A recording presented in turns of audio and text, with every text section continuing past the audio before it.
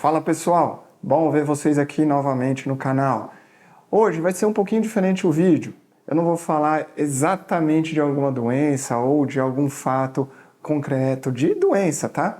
Eu vou falar um pouquinho sobre aspectos judiciais, o que aconteceu no último mês. Então eu vou pedir permissão para vocês para ter umas colinhas, tanto aqui no celular e no computador, para não passar informações erradas, ok? Primeiro ponto que eu quero comentar com vocês. O governo, ele não produz riqueza. Para ele ter riqueza, ele vai ter que tirar de outras pessoas. E essas pessoas são as pessoas que vivem no Estado, por exemplo, no Brasil.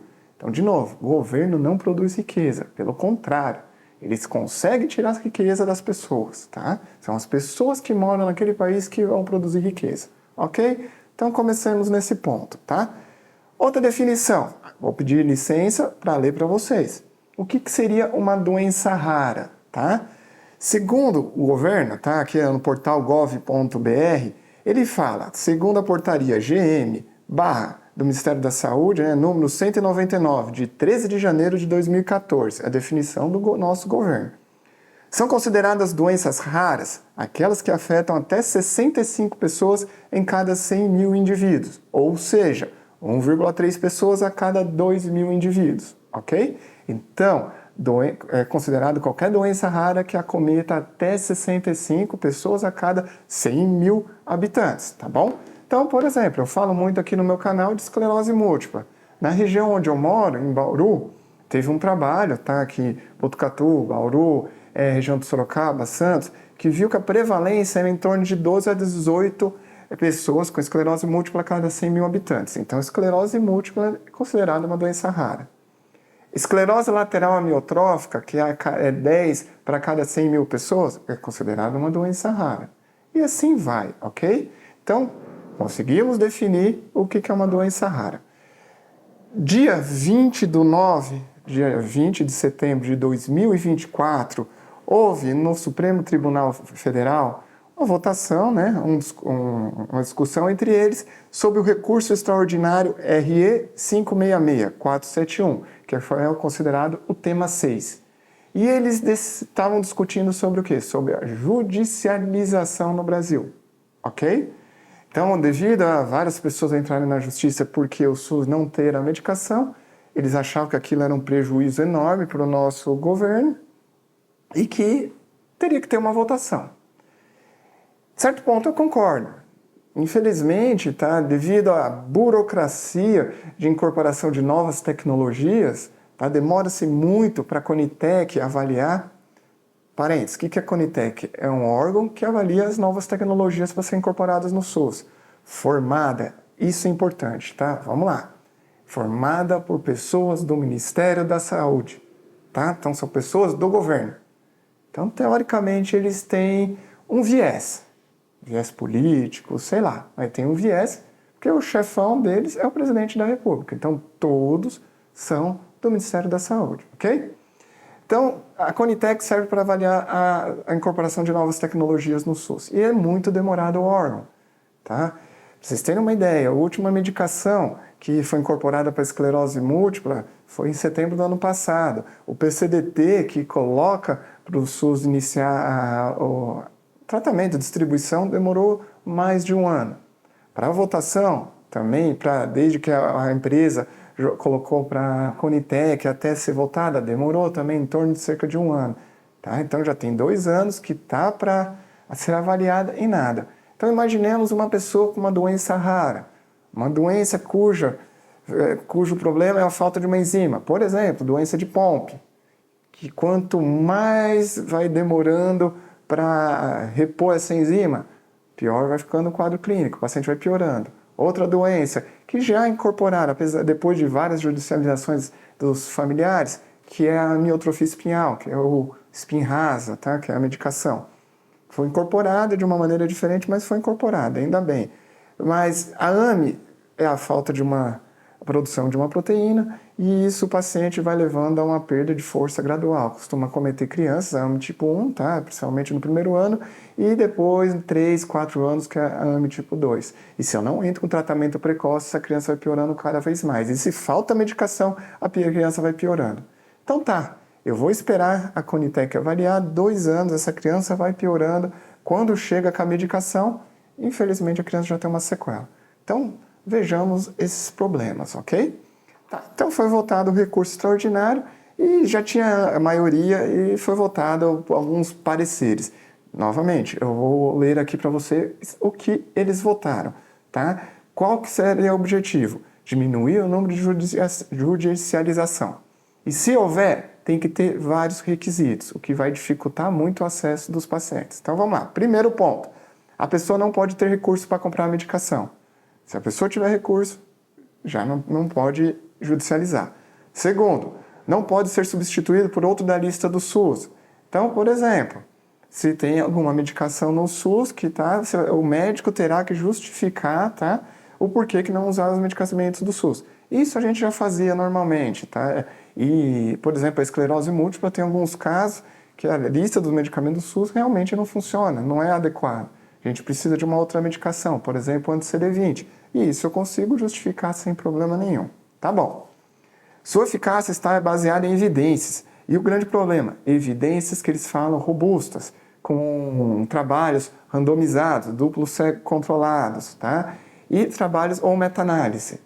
Vamos lá, aí eu faço um parênteses. Isso é bom, tem que ter realmente eficácia, tem que ser baseado em evidência, senão isso vira charlatanismo, ok?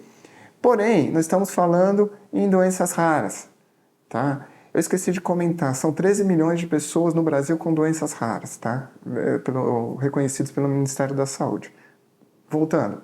Então, são doenças raras. Às vezes, a gente não vai conseguir um trabalho grande para fazer esse estudo, tá? A gente vai saber que a enzima tem eficácia, tá? Com alguns grupos, mas um trabalho grande, meta-análise, nós não vamos conseguir, porque é uma doença rara. Diferente de hipertenso, diabético, a gente consegue um monte para entrar em trabalhos. Porém, doenças raras, tá? O número de pessoas para participar é pequeno. Então, aí já começa um ponto. Tem que ter todas as premissas a seguir. Então, vamos lá. O judiciário irá oficiar os órgãos competentes para avaliarem a possibilidade de sua incorporação. Então, primeira coisa, a pessoa não tem recurso, não tem outra medicação no SUS, ter baseado em evidência, seu uso seria imprescindível. Então, por exemplo, como eu falei da doença de Pompe, da esclerose múltipla, se não usar o paciente piora. Ok, todos esses pontos, vamos para a próxima. O juiz de primeira instância viu isso, o que ele vai fazer? Ele vai acionar um órgão competente, burocracia. Então, o órgão competente, eu acho que eles estão criando um outro aqui, eu não lembro o nome, acho que é Renome, um negócio assim. Mas seria um órgão competente do Estado para julgar se isso é bom ou não. Temos um viés aí, novamente. Tá? Então, esse ponto. Aí a tese foi construída em alguns aspectos, entre eles, escassez de recurso, ausência de eficiência de políticas públicas, tá? Porque eles falam, por exemplo, se eu tiver uma paciente com uma doença de Pompe, cuja medicação, se eu não me engano, acho que é 30, 40 mil reais por mês, eu vou tirar 30 mil reais de outras pessoas, tá? Por exemplo, para tratar hipertensão, diabetes, que são muito mais. Então, eles falam que o recurso é escasso. Então, eu vou tirar desse pote aqui, que eu poderia tratar 30, 40 pessoas para tratar uma pessoa só. Então, esse é o ponto. Igualdade de acesso à saúde. Então, se eu tirar daqui desse montante, desses 30 mil aqui que ia ser para os diabéticos, vou jogar aqui 20 mil, sei lá, 200 pessoas vão ficar sem o acesso à saúde. É isso que eles falam. E respeito à medicina baseada em evidência. Concordo plenamente, tá bom? Alguns pontos. A Constituição fala que saúde é um direito da pessoa, um dever do Estado, ok? Como o português é uma língua muito linda, tá? Tem várias interpretações disso. Tem interpretação que o Estado é obrigado a dar tudo. Tem interpretação que não. Tudo bem. Português complica nessa situação. Por isso que existe o judiciário, também para interpretar. As leis do SUS, a Lei 8080, ele fala em equidade. Eu tratar pessoas diferentes de maneiras desiguais. Opa! É uma lei fundamental do SUS. Primeiro, a Constituição fala que é um dever do Estado, direito da pessoa. A lei fundamental do SUS, 8080, ela fala em equidade. Tratar pessoas diferentes de maneira diferente. Pessoa, doença rara é de maneira diferente. Precisa de pressa, não dá para demorar. Ok? E aqui, todo mundo sabe como que funciona o nosso sistema público. Não estou falando de sistema público de saúde, sistema público em geral. é burocrático, é lento, é difícil, demora muito. Para você construir uma casa, alguma coisa, uma coisa simples, não estou falando nem de saúde. Você tem que pedir vários papéis, você tem que fazer um monte de coisa, isso demora 1 mês, 2 meses, para abrir uma empresa.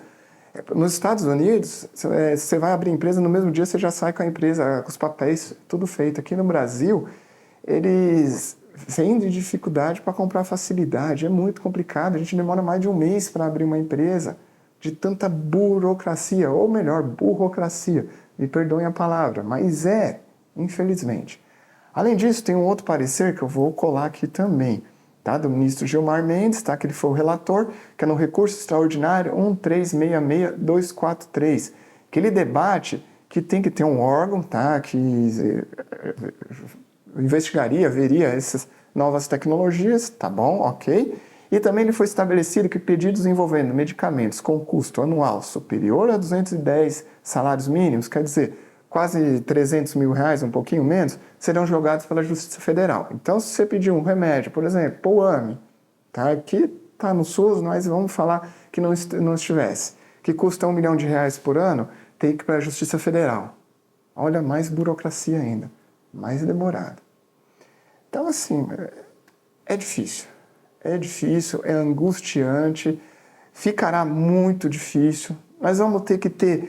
O médico que atender o paciente vai ter que fazer um relatório extremamente extenso, com detalhes, tá? E mesmo assim vai ficar muito difícil. Então, por exemplo, tem remédio que para esclerose múltipla, não para esclerose múltipla em si, mas que ajuda o paciente a melhorar alguns sintomas. Por exemplo, um chamado Fampira, tá? O Fampridine, que ele ajuda a melhorar a marcha do paciente. Contudo, eu não tenho estudos comparando que aquilo lá é imprescindível para o paciente, tá? E realmente, assim, não é imprescindível. Não vai matar o paciente se ele ficar sem o Fampira, mas vai melhorar a qualidade de vida. E aí, como que eu vou provar? Se ali já bate que tem que ser imprescindível. Acabou, não vai ter mais recurso. Paciente com quadro de agitação, que precisa, por exemplo, do canabidiol. O canabidiol não está no SUS para agitação, por exemplo, na doença de Alzheimer. É um remédio imprescindível? Não é. Aí melhora a qualidade de vida do paciente e melhora a qualidade de vida dos acompanhantes. Então, de novo, não vou conseguir judicializar, não vou conseguir mostrar a importância, porque bate naquele ponto imprescindível. Qual que é o argumento? Falta dinheiro. Eu peguei aqui de um ex-secretário de saúde, eu acho que de Minas Gerais, é o Marcelo Aros. Se vocês quiserem seguir ele no Instagram, tem lá. E ele fez um vídeo interessante e eu roubei aqui um pouco das ideias dele, tá? E é tudo baseado em notícias, não tem nada de fake news aqui, pelo amor de Deus, não estamos brincando com fake news, é coisa séria, tá? O que ele coloca é o que eu vou repassar também. Então, de novo, o argumento principal foi falta de dinheiro, ok? Esse que é o principal. E aquele argumento que eu falei para vocês, o Estado não produz riqueza. Quem produz a riqueza somos nós. O Estado tira das pessoas. Para ele ficar rico, ele tem que tirar de alguém. Tá? É um ladrão, em outras palavras, tá bom? Ah, mas ele depois devolve através de segurança, saúde. Nós estamos discutindo aqui que não é bem isso, tá bom? E assim, não estou falando de partido, de governo, esquerda, direita, centro, céu, baixo, inferno, eu não estou falando nada disso. Para mim é tudo igual. Infelizmente, não, nos últimos anos, tá? Desde que eu acompanho muito política, não mudou nada. Melhora às vezes um pouquinho, às vezes o Brasil dá um voo de galinha e depois cai de novo e fica naquele negócio. Mas tudo bem, desculpa a minha revolta, é porque o tema é complicado. Então, voltando lá, o que o Marcelo colocou foi bacana. Então, primeiro, 2023, o orçamento do governo foi de 5,2 trilhões de reais. Tá? O que ele tirou de impostos da população que produz, tá? 5,2 trilhões de reais, ok? Então, vamos lá, alguns pontos. Então, para o fundo eleitoral, que nós estamos tendo eleições agora, municipal, foram 4,9 bilhões. 4,9 bilhões de reais para o fundo eleitoral. Ah, Leonardo, mas fundo eleitoral é para a democracia. Ok, mas eu desconheço outros lugares que o sistema público pague a eleição. Mas tudo bem, se tiverem, por favor, comentem aqui, eu vou ficar reconhecendo. Tá bom. Viagens do governo, ano passado, tá tudo relacionado lá no site do governo. foram 3,3 bilhões de reais. Viagem do governo, tá? Para a parte de, sei lá, conversar com outros presidentes, tá? Para fazer relações comerciais, tá? Tudo bem. Para ir para as Olimpíadas, que esse ano a nossa primeira-dama foi para as Olimpíadas, representando o Brasil, mas será que precisa? Será que nós fizemos um acordo comercial lá com a França, com algum outro país? Mas de qualquer jeito, 3,3 bilhões. A Lei Rouanet, tá? Ah, Leonardo, a Lei Rouanet é legal. Sim, para pequenos artistas, para incentivar a cultura, que um país sem cultura não é nada. A gente tem que produzir. O Brasil tem uma cultura muito rica, isso é legal. Mas tá bom, vamos lá. Para a Lei Rouanet, 2 bilhões de reais. E você sabe que a Lei Rouanet não é só para artistas pequenos. Artistas grandes, nós temos vários casos aí, é só procurar na internet que vocês verão que recebem também. Não vou citar nomes, tá? Para os nossos ministros, que eles precisam ter gastos, tá? Tem gastos para manter a máquina pública, né? Principalmente o Supremo Tribunal. Então, para o Supremo Tribunal, ano passado, 897 milhões, tá? Fora outros benefícios, mas tudo bem, para pagar 897 milhões de reais. Infelizmente, agora teve um problema com o avião do nosso presidente, teve um problema no motor e vai ter que trocar. Tá? Tudo bem, concordo, precisa. Mas pelo que eu vi a notícia, não é só para ele. Ele vai comprar um avião para ele e também para os ministros. Claro, eles precisam de segurança. Então, 450 milhões de reais, pelo menos um avião. Se for 2, vai dobrar isso daí, vai para 900 milhões, ok? Fora outros gastos. Por exemplo, no começo desse governo, ano passado, 2023, perdão, com aquela parte de orçamento secreto, orçamento para o legislativo, tá? Foram gastos nos 3, 4 primeiros meses, se eu não me engano, 10 bilhões de reais. 10 bilhões para o legislativo. Tá bom, vamos lá. Quanto ficaria a judicialização? Tá? Que eles estão reclamando que é o que vai quebrar o Estado. 1,5 bilhão em 2023. Tá? Menos que a Lei Rouanet, bem menos que o fundo eleitoral, bem menos que a metade do valor das viagens do nosso governo. Tá? O que representaria do orçamento total? 0,028% do nosso orçamento. E aí? Eu escutei 2 anos seguidos, tá? Uma palestra primeiro foi de um representante da indústria farmacêutica, e esse ano, no BC30, que é o Encontro de Esclerose Múltipla, de uns coordenadores, de uns chefes lá do Ministério da Saúde, da Secretaria de Segurança de Doenças Raras. Tá? O primeiro comentou o quê? Que se eu pegasse todas as tecnologias que estão pedindo para a Conitec aceitar, se eu não fizer triagem nenhuma, não quero fazer triagem nenhuma, eu vou conseguir, o governo teria em torno de 10 bilhões de reais a mais por ano de gasto, para incorporar todas as tecnologias no SUS, ok? Então, o Leonardo desenvolveu uma caneta Bic diferente, que a tampa ela escreve verde, sei lá, eu vou incorporar, não tem triagem nenhum, entraria direto 10 bilhões de reais, tá? Ano passado nós gastamos, se eu não me engano, no Ministério da Saúde, no SUS, em torno de 150 milhões. Esse ano está previsto para 210. Então aumentaria 220, 230, sei lá, tá bom? Então, assim, não é absurdo. É questão de gestão, tá? Difícil. Eu acho que, infelizmente, assim, vai dificultar muito o acesso para pessoas com doenças raras. A gente tem que se revoltar. Já tem algumas sociedades já fazendo cartas, tá? No legislativo tem algumas leis já para passar que ano eleitoral eles só pensam em eleição, infelizmente. Tá tudo lá demorando. Tem uma lei do senador Romário também que vem do pacientes com doenças raras para facilitar um pouquinho o acesso desses pacientes. Então, assim, tem coisas ainda, porém que o nosso Estado é moroso, dificulta, é complicado. Eu vou pedir perdão também, tá? Tem uma frase legal, tá? Que é do Edmund Burke. Ele fala o seguinte: tudo que é preciso para o triunfo do mal é que os bons homens não façam nada. Se a gente ficar calado, isso vai passar, tá? Então, assim, é complicado. Temos que nos revoltar. Não sei se através de mídia social ou não, ou daqui 2 anos nós temos eleições. não sei, cobrar nossos senadores, deputados para poder mudar esse quadro, tá? A Ayn Rand também ela fala um negócio interessante. Se um homem de negócio comete um erro, ele sofre as consequências. Por exemplo, um industrial, se ele faz besteira, ele vai falir e vai sofrer as consequências. Se um burocrata comete um erro, quem sofre as consequências somos nós. Então, se o Supremo fez besteira aqui, quem que vai sofrer é o paciente com doença rara. Desculpa, eu acho que eu fiquei meio revoltado, não gosto de ficar dessa maneira, acho ruim, mas isso angustia porque eu que fico na frente aqui dos pacientes, eu vejo o sofrimento deles e eu acabo sofrendo muito também com isso. E, de novo, dificultará muito o acesso à medicação para esse grupo de pacientes com doenças raras. Um abraço, vejo vocês semana que vem, que tomara com um tema mais tranquilo, porque esse foi pesado, hein? Até mais!